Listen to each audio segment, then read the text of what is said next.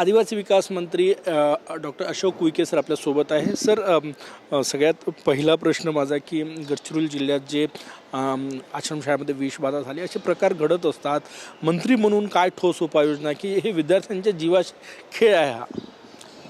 गडचिरोली जिल्ह्यामध्ये आश्रमशाळेमध्ये विद्यार्थ्यांना जी विषबाधा झाली ती अतिशय गंभीर आहे. त्यामुळे मी प्रकल्प अधिकारी आणि ATCना सूचना देण्यात आलेल्या आहे. यानंतर आश्रमशाळेमध्ये विद्यार्थ्यांना कदापि विषबाधा येणार नाही याची दक्षता आणि काळजी घ्यावं. आणि जो गडचिरोली जिल्ह्यामध्ये हा घडलेला प्रकार आहे गंभीर असल्यामुळे त्या कॉन्ट्रॅक्टरवर निश्चितच कारवाई करण्यात येईल. आणि महाराष्ट्रामध्ये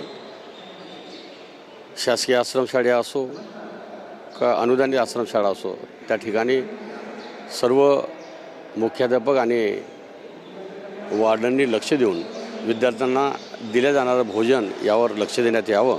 आणि यानंतर अशा प्रकार घडणार नाही याची काळजी आणि दक्षता घ्यावं. यावर्षी आदिवासी विभागाच्या माध्यमातून विद्यार्थ्यांना 490 शासकीय आश्रमशाळा आहे.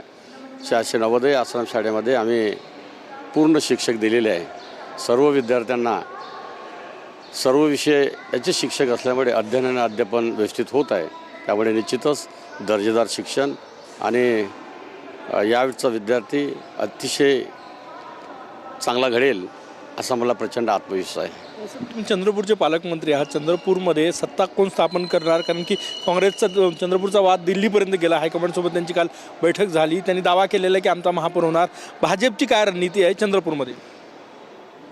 यावेळेस चंद्रपूर महानगरपालिकेमध्ये 100% भारतीय जनता पार्टीचा महापौर होईल. कारण आदरणीय सुधीरभाऊ मुनगंटीवार, आदरणीय हंसराज भैया अय्यर, आमचे नेते किशोरभाऊ जोरगेवार यांच्यावर पूर्ण लक्ष असल्यामुळे आणि माननीय आदरणीय आमचे सर्वांचे नेते देवेंद्रजी फडणवीस यांचं पूर्ण लक्ष असल्यामुळे यावर्षी 100% महापौर हा भारतीय जनता पार्टीचा असेल एवढा आत्मविश्वास आहे. जे नगरसेवक लागत आहेत ते मदत करायला तयार आहे का इतर पक्षातले? नाही, लक्ष आहे. हे तिन्ही नेते जे आमचे चंद्रपूरचे लक्ष ठेवून आहे. कचारगड यात्रेवरून यावेळेस वाद निर्माण करण्याचा प्रयत्न जो आहे तो त्या ठिकाणी झाला. आदिवासींची मोठी यात्रा विदर्भातली, तुम्ही त्या ठिकाणी जाऊन आले, काय सांगणार? दरवर्षीप्रमाणे यावर्षी सुद्धा दिनांक 31 जानेवारीपासून तो 3 फरवरीच्या दरम्यान आदिवासी समाजाची काशी ज्याला आपण म्हणतो ते कचारगड येथे लाखोच्या संख्येने आदिवासी बांधव येतात. कारण आमचा आदिवासी समाजाचा दैवत आणि अस्मितेचं ठिकाण असल्यामुळे त्या ठिकाणी आम्ही श्रद्धेनं येत असल्यामुळे तिथं कुठल्याही प्रकारचा वादविवाद झालेला नाही, होणारसुद्धा नाही. कारण सर्व आदिवासी एक तीर एक कमान सब आदिवासी समान हा विषय असल्यामुळे कुठल्याही प्रकारचा अनुचित प्रकार घडला नाही. कारण यावेळेस एक नोडल ऑफिसर म्हणून SDOची नियुक्ती केली होती आणि त्याच्या माध्यमातून कचारगड यात्रेवर पूर्ण नियंत्रण ठेवलं होतं. पोलीस विभाग, महसूल विभाग यांनीसुद्धा लक्ष ठेवलं होतं. आणि त्यामुळे आमचं दैवत असल्यामुळे, अस्मिता असल्यामुळे कचारगड हे कचारगडची महाकाली कंकाली हे देवी आमची आहे, हिरासुका आमचा आहे. त्यामुळे तिथे कुठल्याही प्रकारचा असंतोष नव्हता.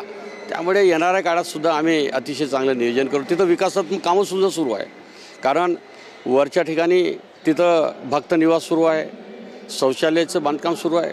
त्यामुळे सातत्याने विकाससुद्धा होत असल्यामुळे कारण त्या ठिकाणी येणारा आदिवासी बांधवाचा सन्मान झाला पाहिजे, सत्कार झाला पाहिजे.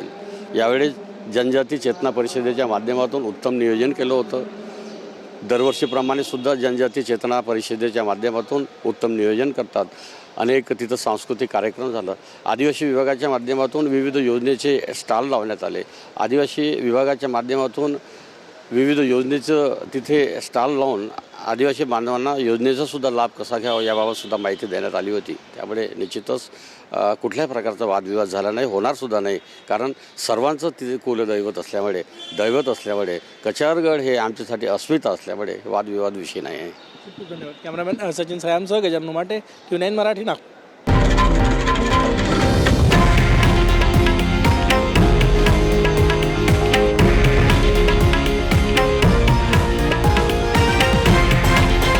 हे आहे देशातील नंबर 1 न्यूज नेटवर्क आणि आपण पाहत आहात TV9 मराठी, एकमेव.